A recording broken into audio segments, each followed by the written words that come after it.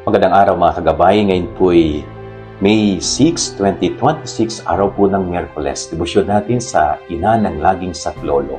Ako po si Father Marvin at ang ating ebanghelyo hango sa Ebanghelyo ni San Juan, chapter 5, chapter 15, verse 1 to 8. Napakaganda po ng gospel na ito.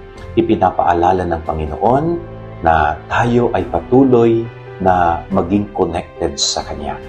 Sapagkat katulad po ng isang puno, kapag ang isang sangay naputol, nabali, ito'y matutuyo at wala ng hindi na magiging kapaki-pakinabang.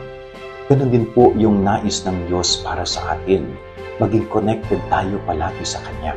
Huwag tayong mapahiwalay sa Kanya.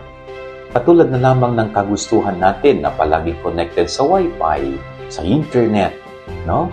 Ganon din sana tayo. Dapat palagi tayong connected sa Diyos.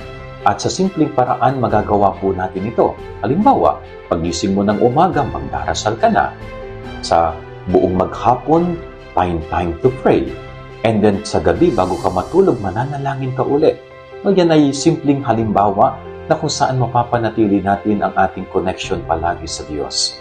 Sana, tulad ng pagkagusto natin na palaging internet or Wi-Fi connected, ganun din po tayo sa Diyos. No? Dapat connected tayo palagi at hindi dapat tayo napuputol sa ating ugnayan sa Diyos. Yan ang ating gabay aral ng maghapon. God bless po sa inyo lahat. Pagpalain kayo ng Panginoon.